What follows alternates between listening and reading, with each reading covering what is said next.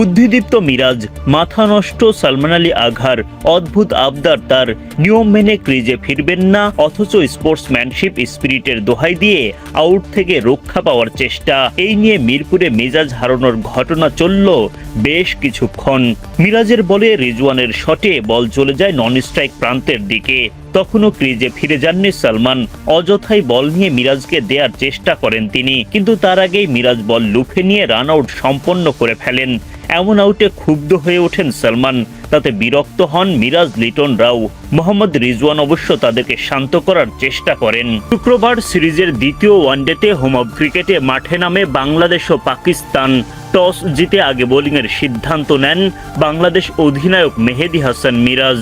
পাকিস্তানের হয়ে ইনিংস শুরু করতে নামেন সাহিবজাদা ফারহান ও মাজ সাদাকাত। টাইগার বোলারদের চ্যালেঞ্জ বাড়িয়ে দাপুটে ব্যাটিং করতে থাকেন তারা।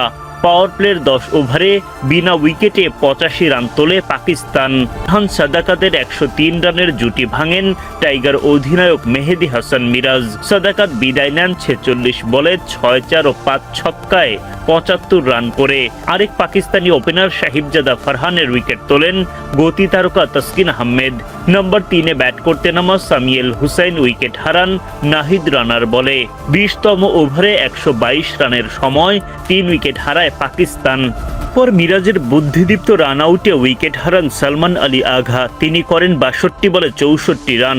59 বলে 44 রান করে ফিরে যান মোহাম্মদ রিজওয়ান। শেষ দিকে টাইগার বোলার ফিল্ডাররা পাকিস্তানিদের একের পর এক উইকেট শিকার করলেও তারা ততক্ষণে ঠিকই লড়াকু পুঁজি পেয়ে যান।